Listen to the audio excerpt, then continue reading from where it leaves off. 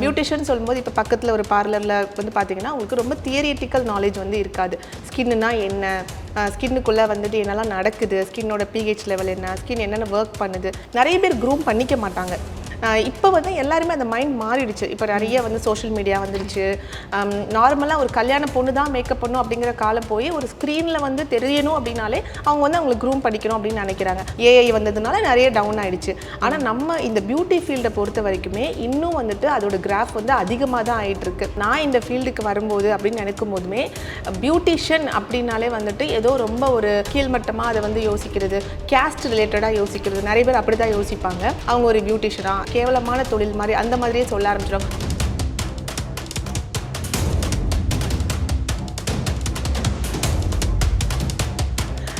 Certification அப்படின்னு பொறுத்த வரைக்குமே நம்ம பியூட்டி ஃபீல்டுக்கு சர்டிஃபிகேட்டை விட ஸ்கில்லுக்கு தான் வேல்யூ ரொம்ப அதிகம். உனக்கு என்ன தெரிஞ்சிருக்கு, நீ எப்படி பண்ணுற, உன்னோட ஒர்க்கை நீ எந்த அளவுக்கு பர்ஃபெக்டாக பண்ணுற, நீ பிகினராக இல்லை வந்துட்டு எக்ஸ்பீரியன்ஸாக இருக்கிறத விட மேக்கப் பண்ண போனாலே நம்ம வந்து ரொம்ப மதிக்கலாம் மாட்டாங்க. நம்ம ஊரில் வந்து இவங்க ஒரு பியூட்டிஷியன் நம்ம சொல்கிறதுக்கு கூட நமக்கு வந்து வராது. ஆனால் நான் வந்து அதை விட்டுக்கிட்டு இந்த ஃபீல்டுக்கு வரும்போது நான் அதிகமான அளவுக்கு திட்டு தான் வாங்கியிருக்கேன். அதாவது இப்போ நிறைய பேர் வந்துட்டு இந்த ஃபீல்டுக்குள்ளே வரலாமா, பியூட்டி ஃபீல்டுக்குள்ளே வரலாமா, ஃபீல்டு எப்படி இருக்குது, படிக்கலாமா வேண்டாமான்னு ஒரு மைண்ட் செட் இருக்காங்கன்னா அவங்களுக்கு நான் சொல்ல வர வேண்டியது, நான் இதுல இருந்து ஓப்பனா இதுல இருக்கிற உண்மையை நான் வந்து சொல்லிடுறேன். இத்தனை வருஷமா 12 வருஷமா நான் ஃபீல்ட்ல இருக்கிறேன் இல்லையா, அதோட உண்மையை நான் சொல்லிடுறேன்.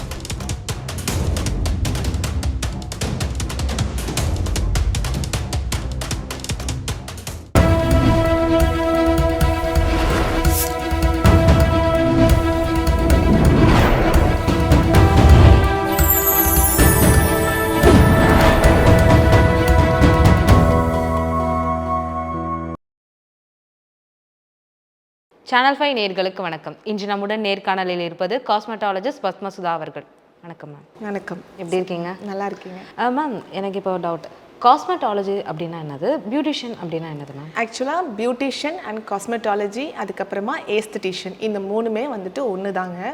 பியூட்டிஷியன் அப்படின்னா வந்துட்டு நார்மலாக முன்னாடி பார்த்தீங்கன்னா வெறும் ஃபேஷியல்ஸ், மெனிக்யூர், பெடிக்யூர், வேக்சிங் இந்த மாதிரி எல்லாமே வந்து பண்ணும்போது அதை வந்து பியூட்டிஷியனாக அவங்க வந்து அட்ரஸ் பண்ணாங்க. பேர் தான் வேறு வேறையாக இருக்கா தவிர மற்றபடி எல்லாத்தோட வேலையுமே வந்து ஒன்று தான். பியூட்டிஷியனாக இருக்கிறவங்களுமே மேக்கப்பும் பண்ணுவாங்க, ஹேரும் பண்ணுவாங்க, ஸ்கின்னும் பண்ணுவாங்க, எல்லாமே பண்ணுவாங்க. இப்போ தான் தனியாக மேக்கப் ஆர்டிஸ்ட் தனியாக இருக்காங்க. வேறு காஸ்மெட்டாலஜிஸ்ட் அப்படிங்கிற ஒரு நேமில் வந்துட்டு இப்போ வந்திருக்கு. பட் என்னோட பர்சனல் ஒப்பீனியன் அண்ட் ஃபீல்டில் இருக்கிற அதுவுமே பார்த்தீங்கன்னா காஸ்மெட்டாலஜிஸ்ட், பியூட்டிஷியன், ஏஸ்தட்டிஷியன் இந்த மூணுமே ஒரே வேலையை தான் வந்து பண்ணுறாங்க. இன்னும் கொஞ்சம் டீட்டெயில்டாக நாலேஜ் இருக்கும். ஆக்சுவலாக பியூட்டிஷியன் சொல்லும்போது இப்போ பக்கத்தில் ஒரு பார்லரில் வந்து பார்த்தீங்கன்னா உங்களுக்கு ரொம்ப தியரிட்டிக்கல் நாலேஜ் வந்து இருக்காது. ஸ்கின்னுனா என்ன, ஸ்கின்னுக்குள்ளே வந்துட்டு என்னெல்லாம் நடக்குது, ஸ்கின்னோட பிஹெச் லெவல் என்ன, ஸ்கின் என்னென்ன ஒர்க் பண்ணுது, யாருக்கு என்ன போடணும், என்ன இப்போ ஒரு ஸ்கின் டைப்னா அவங்களுக்கு என்ன போடணும், அந்த மாதிரிலாம் தெரிஞ்சு படிச்சுக்கிறதுக்கு பேர் காஸ்மெட்டாலஜிஸ்ட். ஏஸ்தட்டிஷியன்னாலுமே அதுதான். ஒரு ஸ்கின்னில் என்ன ப்ராப்ளம் இருக்குது, அது எதனால் வருது, அதை எப்படி சரி பண்ணலாம், இது வந்துட்டு ஒரு ஸ்கின்னுக்கு ஏற்ற மாதிரியுமே வந்து மாறும். அதை வந்து ப்ராப்பராக தியரிட்டிக்கலாக படித்து தெரிஞ்சுக்கிறது காஸ்மெட்டாலஜிஸ்ட்.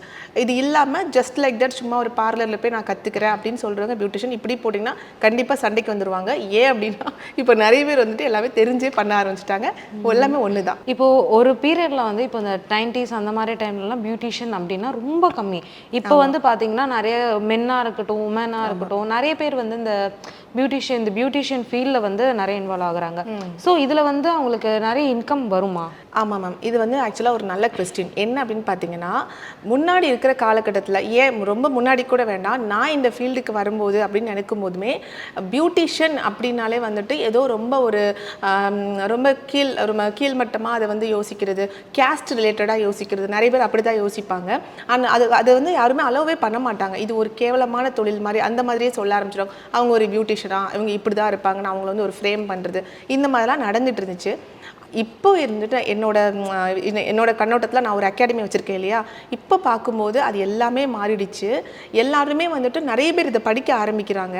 ப்ளஸ் என்னென்னு பார்த்தீங்கன்னா நிறைய பேரோட பேரண்ட்ஸே வந்து என்னோட அகாடமியில் சேர்த்து விட்டு போகிறாங்க. அவங்க வந்துட்டு இந்த ஒரு கேஸ்ட் ரிலேட்டடாக பார்த்தது எல்லாமே ரொம்ப மாறிடுச்சு. நிறைய பேர் படிக்க ஆரம்பிக்கிறாங்க. அண்ட் படிக்க ஆரம்பிக்கிறதுக்கு ஏற்ற மாதிரி அவங்களுக்கு நிறைய ஆப்பர்ச்சுனிட்டிஸுமே நிறைய இப்போ வர ஆரம்பிச்சிருச்சு. நான் இப்போ என்னென்னு பார்த்தீங்கன்னா முன்னாடி வந்துட்டு நிறைய பேர் க்ரூம் பண்ணிக்க மாட்டாங்க. இப்போ வந்து எல்லாருமே அந்த மைண்ட் மாறிடுச்சு. இப்போ நிறைய வந்து சோஷியல் மீடியா வந்துடுச்சு. நார்மலாக ஒரு கல்யாண பொண்ணு தான் மேக்கப் பண்ணும் அப்படிங்கிற காலம் போய் ஒரு ஸ்க்ரீனில் வந்து தெரியணும் அப்படின்னாலே அவங்க வந்து அவங்களுக்கு க்ரூம் படிக்கணும் அப்படின்னு நினைக்கிறாங்க. ஸோ எல்லாருமே இப்போ மேக்கப்பாக இருக்கட்டும், ஸ்கின் கேராக இருக்கட்டும், எல்லாருமே பண்ண ஆரம்பிச்சிட்டாங்க. அப்படிங்கிறதுனால அது பண்ணுறவங்க அஃப்கோர்ஸ் வந்து ஒரு பியூட்டி தெரபிஸ்ட்டோ இல்லை ஒரு காஸ்மெட்டாலஜிஸ்ட் தான் பண்ணணும். ஒரு ஹேர் கட்னா ஒரு காஸ்மெட்டாலஜிஸ்ட் பண்ணுறாங்க, ஒரு ஹேர் ட்ரெஸ்ஸிங் பண்ணுறாங்க, ஒரு பியூட்டிஷியன்னா அவங்களுக்கு வேக்சிங் பண்ணணும், அதுக்கு ஒரு ஆள் வேணும் இல்லையா? அதனால இதோட ஆப்பர்ச்சுனிட்டி ரொம்பவே அதிகமாக இருக்குது, வேலை வாய்ப்பு ரொம்ப அதிகமாக இருக்குது. அண்ட் இப்போ இருக்கிற கரண்ட் ஜென்ரேஷனில் பார்த்தீங்கன்னா நிறைய ஃபீல்டு வந்து டவுன் ஆகிட்டே வந்துட்டுருக்கு இல்லையா? ஏஐ வந்ததுனால நிறைய டவுன் ஆகிடுச்சு. ஆனால் நம்ம இந்த பியூட்டி ஃபீல்டை பொறுத்த வரைக்குமே இன்னும் வந்துட்டு அதோட கிராஃப் வந்து அதிகமாக தான் ஆகிட்டுருக்கு. ஓகேங்களா? ஏன் அப்படின்னு கேட்டிங்கன்னா, படித்து முடித்த கையோட வேலை கிடைக்குது அப்படிங்கிற ஃபீல்டு வந்து ரொம்ப ரொம்ப கம்மி தான். இப்போ இன்ஜினியரிங் படிக்கனாலுமே 4 வருஷம் படிக்கணும், டாக்டர்னா 5 வருஷம் படிக்கணும். நான் எதையும் கம்பேர் பண்ணல, பட் கம்பேரிட்டிவ்லி நிறைய நாள் படித்தாதான் ஒரு வேலை கிடைக்கும் அப்படிங்கிற நிலைமையில் இருக்கும். படித்தாலுமே வேலை கிடைக்காதுங்கிற நிலைமையில் நிறைய பேர் இருக்காங்க. ஆனால் இந்த ஃபீல்டு அப்படி கிடையவே கிடையாது. ஒரு காஸ்மெட்டாலஜிஸ்ட்டாக நீங்கள் படிக்கிறதுக்கு உங்களுக்கு தேவையான அந்த நாட்கள் பார்த்தீங்கன்னா 3 மாதத்துலேருந்து 1 வருஷம் தான் மேக்ஸிமம் எடுக்கும். அதில் படித்து முடித்த கையோடையே உங்களுக்கு 20,000 ரூபாயிலேருந்து 25,000 ரூபாய்க்கு உங்களுக்கு ஜாப் ஆப்பர்ச்சுனிட்டி ரெடியாக இருக்கும். சொல்லப்போனால் என்கிட்ட படிக்கிற பிள்ளைங்களுக்கு நானே வேலையை வாங்கி கொடுத்துட்ருக்கேன் எல்லாத்துக்குமே. சரி, இப்போ வந்து நீங்கள் ஒரு அகாடமி வச்சுருக்கீங்கல்ல, ஸோ அங்கே வந்து என்னென்ன மாதிரியான ட்ரைனிங்லாம் நீங்கள் தரீங்க? இங்கே வந்து பார்த்தீங்கன்னா மேம், நாங்கள் வந்துட்டு கம்ப்ளீட்டாக ஒரு பியூட்டி இண்டஸ்ட்ரியில் என்னெல்லாம் கற்றுக்கணுமோ எல்லாமே சொல்லி தந்துட்டு தான் இருக்கோம். மேக்கப் ஆர்டிஸ்ட் கோர்ஸ் இருக்குது, காஸ்மெட்டாலஜிஸ்ட் இருக்காங்க, காஸ்மெட்டாலஜி எடுத்துகிட்டு இருக்கோம், ஹேர் ட்ரெஸ்ஸிங் எடுத்துகிட்டு இருக்கோம், நெயில் டெக்னீஷியன் கிளாஸ் எடுத்துகிட்டு இருக்கோம்.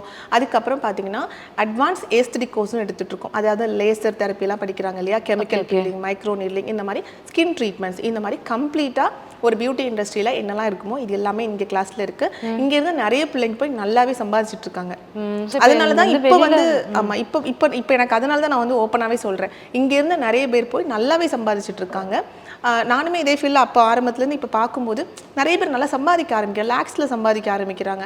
அதனால ஃபீல்டு நல்லாவே ஒரு கிராஃப் ஹைல் தான் இருக்குது. ஸோ இப்போ இங்கேருந்து வெளியில் போகிற எல்லாருக்குமே வந்து ப்ராப்பர் கவர்மெண்ட் சர்டிஃபிகேட் கொடுத்து நீங்கள் அனுப்புவீங்களா? எஸ், நான் வந்துட்டு இங்கே படிக்கிற எல்லா பிள்ளைங்களுக்குமே அகாடமி சைட்லேருந்து சர்டிஃபிகேட்டும் ப்ராப்பர் கவர்மெண்ட் ரெஜிஸ்டர்ட் சர்டிஃபிகேட்டுமே நம்ம வந்து கொடுத்துக்கிட்டு தான் இருக்கிறோம். ஓகே, இப்போ வந்து என்ன, இப்போது ரீசெண்டாக ஒரு நியூஸ் என்னென்னா, இன்டர்நேஷ்னல் லெவல் சர்டிஃபிகேட் வந்து ப்ரொவைட் பண்ணுறாங்க. அது இருந்தால் தான் நம்ம அதர் கண்ட்ரீஸில் போய் வந்து இந்த பியூட்டிஷியன் டெக்னீஷியன்ஸாக நம்ம ஒர்க் பண்ண முடியும் அப்படின்னு சொல்கிறாங்க. ஸோ அது ரிலேட்டடாக உங்களுடைய கருத்து சொல்லுங்கள் மேம். ஆக்சுவலாக பார்த்தீங்கன்னா இது வந்துட்டு ஒரு பெரிய டாபிக் மேம். இப்போ வந்து ரொம்ப ரீசெண்டாக வந்து இது ஒரு பெரிய சர்ச்சையே கிளப்பிட்டு இருக்கு அப்படின்னு சொல்லலாம். இது வந்து மார்க்கெட்டிங், கம்ப்ளீட்டாக மார்க்கெட்டிங் தான் மேம்.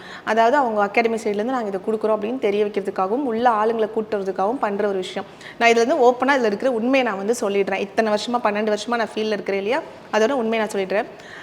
சர்டிஃபிகேஷன் அப்படின்னு பொறுத்த வரைக்குமே நம்ம பியூட்டி ஃபீல்டுக்கு சர்டிஃபிகேட்டை விட ஸ்கில்லுக்கு தான் வேல்யூ ரொம்ப அதிகம். உனக்கு என்ன தெரிஞ்சிருக்கு, நீ எப்படி பண்ணுற, உன்னோட ஒர்க்கை நீ எந்த அளவுக்கு பர்ஃபெக்டாக பண்ணுற, நீ பிகினரா இல்லை வந்துட்டு நீ வந்து எக்ஸ்பீரியன்ஸா, இது முக்கியமாக இருந்தாலுமே எக்ஸ்பீரியன்ஸாக இருக்கிறத விட ஸ்கில்லு ரொம்ப தேவைப்படுது. நான் 1 வருஷம் தான் இந்த ஃபீல்டில் இருக்கிறேன், ஆனால் ரொம்ப சூப்பராக பண்ணுறேன்னா அவங்களுக்கு தான் இங்கே வாய்ப்பு ரொம்ப அதிகமாக இருக்குது. சர்டிஃபிகேஷனுக்கு இங்கே ரொம்ப அதிகமான வேல்யூ கிடையாது.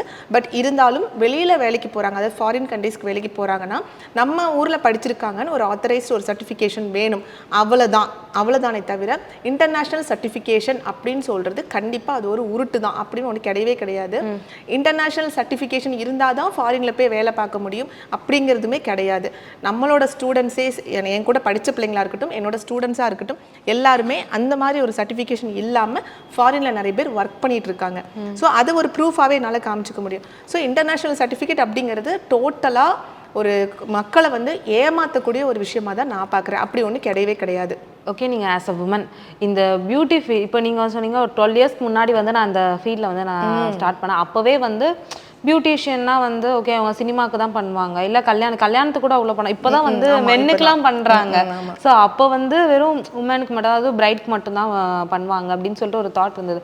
அப்போ நீங்கள் ஃபேஸ் பண்ண ஸ்ட்ரகிள்ஸ், ப்ராப்ளம்ஸ் அது மாதிரி ஏதாவது இருக்கா? ஆமாம் மேம், நான் ரொம்ப ப்ராப்ளம்ஸை ஃபேஸ் பண்ணி தான் வந்தேன்.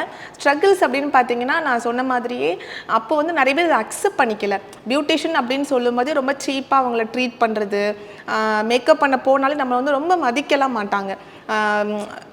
நம்ம ஊரில் வந்து இவங்க ஒரு பியூட்டிஷியன் நம்ம சொல்கிறதுக்கு கூட நமக்கு வந்து வராது. ஏன்னா நான் என்னோட கிராஜுவேஷன் பார்த்தீங்கன்னா நான் எம்எஸ்சி சாஃப்ட்வேர்.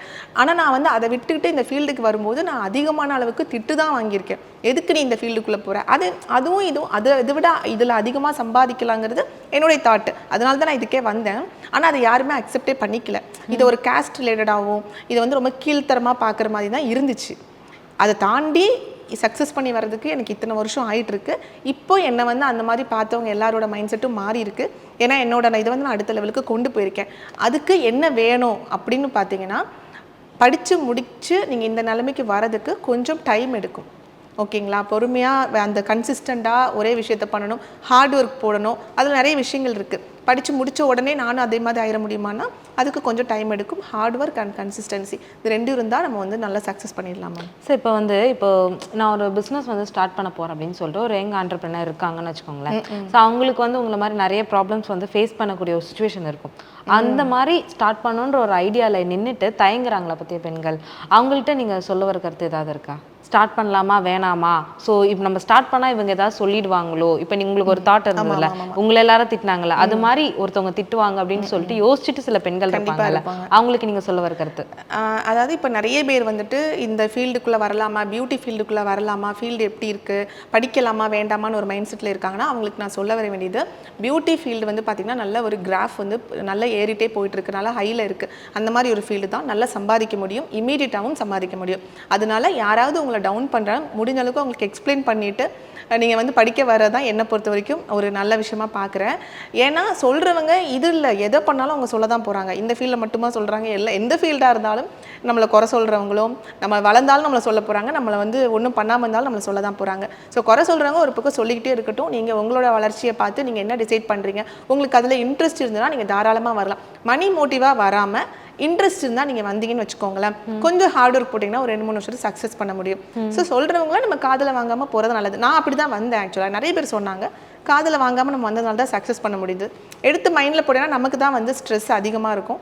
ஸோ இதில் நீங்கள் அண்ட் இன்னொரு முக்கியமான விஷயம் சொல்லிக்கிறேன், பியூட்டி இண்டஸ்ட்ரியை பொறுத்த வரைக்கும் ஒர்க் லைஃபும் பர்சனல் லைஃபையும் பேலன்ஸ் பண்ண நல்லா தெரிஞ்சிருக்கணும். அப்போ வந்து உங்களுக்கு இது நல்லாயிருக்கும். ஏன்னா வந்து ஃபேமிலியை நம்ம பார்க்கணும். காலையில் ஒரு 3 மணிக்கு முகூர்த்தம் போக வேண்டியிருக்கும், குழந்தைங்கள்லாம் இருந்தாங்கன்னா அதையும் நம்ம பார்த்துக்க வேண்டியிருக்கு. அந்த மாதிரி நம்ம ஏன்னா லேடிஸை பொறுத்த வரைக்குமே வீட்டையும் பார்த்துக்க வேண்டிய கட்டாயம் இருக்குது. வீட்டை ஃபுல்லாக உதறி தள்ளிட்டு நீங்கள் ஃபீல்டுக்கு வாங்கன்னு நம்ம சொல்ல முடியாது. நம்ம வந்து வீட்டில் அவங்க சமைக்கணும், குழந்தையை பார்க்கணும், ஹஸ்பண்டை பார்க்கணும், இதெல்லாமும் இருக்குது. அதையும் பேலன்ஸ் பண்ணி ப்ராப்பராக கொண்டு போனாங்கன்னா அவங்க லைஃப்லேயும் சரி இதுலேயும் ஃபீல்ட்லேயும் அவங்களால சக்ஸஸ் பண்ண முடியுமா? ஸோ ஓகே மேம், இப்போ இந்த ரீசெண்டாக ஒரு 5 இயர்ஸ் ஒரு 6 இயர்ஸ்க்கு இதுக்கு இந்த டியூரேஷனில் தான் க்ரூம் மேக்கப் அப்படின்னு சொல்லிட்டு ஒன்று இப்போ வைரல் ஆகிட்டு இருக்கு. ஸோ இப்போ அந்த டைம்லலாம் இப்போ நீங்கள் கெரியர் ஸ்டார்ட் பண்ணும்போது அதுக்கு முன்னாடியே சரி மேக்கப்னா அது கேர்ள்ஸ்க்கு மட்டும்தான், பாய்ஸ்க்கு மேக்கப் கிடையாது. ஜஸ்ட் பவுட்ரு போட்டு குங்குமம் வச்சுட்டு இல்லை சந்தனம் வச்சுட்டு அது மாதிரி நிற்பாங்க. ஸோ என்னை பொறுத்த வரைக்கும் பார்த்தோன்னா இவங்க ஒரு மென் மேக்கப் பண்ணுறாங்கன்னா அவங்களுக்கு ஏற்ற மாதிரியே அவங்களுக்கு இந்த காஸ்மெட்டாலஜிஸ்ட் அது ஒரு மென்னு தான் அது பண்ணுவார். ஸோ ஆண்களுக்கும் அது மேலே ரொம்ப ஈர்ப்பு இருக்குது. கண்டிப்பாக இருக்குது மேம். இப்போலாம் பார்த்தீங்கன்னா ரீசெண்டாக ஒரு இதுக்கு போகும்போது ஒரு மேரேஜுக்கு புக் பண்ணியிருக்காங்க. பிரைடுக்கே புக் பண்ணல மேம், பிரைடே வந்துட்டு நார்மலான ஒரு மேக்கப் தான் வந்திருக்காங்க. ஆனால் க்ரூம் அவர் ஒரு மேக்கப் ஆர்டிஸ்ட் வச்சு மேக்கப் போட்டு வந்துருக்கிறாரு.